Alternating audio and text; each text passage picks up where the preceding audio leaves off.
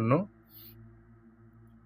এই ভিডিওতে এই অন্যান্য যে স্ট্যাচুরগুলো রয়েছে সেগুলো একদম কাছ থেকে দেখানোর জন্য চেষ্টা করব। তো চলুন আমরা সামনে এগিয়ে যাই। স্ট্যাচুর পাশাপাশি পরিবেশটা আরো সুন্দর লাগানোর জন্য এখানে রয়েছে অনেক ধরনের ফুলের গাছ, যা পরিবেশটাকে অন্যরকম করে দেয়। ফুলের গাছগুলোর মাঝে এই স্ট্যাচুগুলো অনেক বেশি সুন্দর লাগে। তো একটু সামনে এগুলেই দেখতে পারবেন একটি বৌদ্ধ বাড়ি। এই বাড়িটা অনেকটা চীনা বাড়ির মতো লাগে।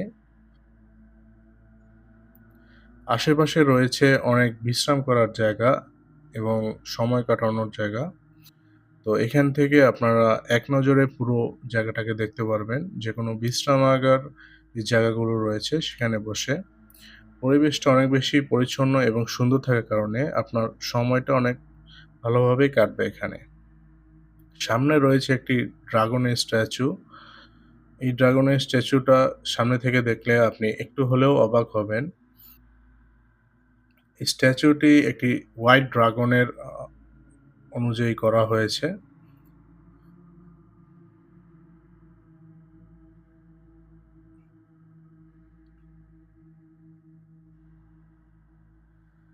এই হোয়াইট ড্রাগনের পিছনে রয়েছে একটি সাপের স্ট্যাচু।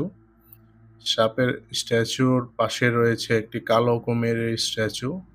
কালো কুমিরের লাল চোখ। এটা দেখতে খুবই আজব, একটু অন্যরকম লাগে। এই সাপের স্ট্যাচুর মধ্যে একটি বৌদ্ধ বসে আছে। এটা দূর থেকে বোঝা যায়নি আসলে। আমি কাছ থেকে যখন দেখলাম তখন একটু অন্যরকমই লাগলো। এর পাশে রয়েছে একটি সন্ন্যাসীর স্ট্যাচু। আমরা তিব্বতের যে সন্ন্যাসীগুলো দেখি বা গাছের নিচে যে সন্ন্যাসীগুলো বসে থাকে বটগাছের নিচে, ওই সন্ন্যাসীগুলোর মতোই লাগলো। চলুন একটু কাছ থেকে দেখে আসি ওই সন্ন্যাসীর মানে কিরকম দেখতে। আমার কাছে এই কালো কুমিরটি ভালো লেগেছে।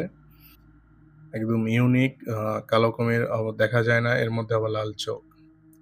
এই সন্ন্যাসীটির পেটের দিকে তাকান, একদম না খেয়ে ইয়ে হয়ে গেছে, একদম শুকিয়ে গেছে। একদম রিয়ালিস্টিক একটা ভাইব নিয়ে আসছে যে সন্ন্যাসীরা এরকমই থাকে যে তারা ধ্যান করতে, করতে এত মগ্ন থাকে তাদের খাওয়া-দাওয়া কোনো কিছুই মনে থাকে না। তারা একদম আ শীর্ণ একটা দেহের তাদের দেখা যায় সবসময়। যেকোনো মুভি-টুভিতে আমরা এভাবেই দেখি। একদম রিয়ালিস্টিক একটা ভাইব নিয়ে আসছে এই মূর্তিতে। তো সামনে যে একটু দেখতে পারলাম যে একটি ঘরের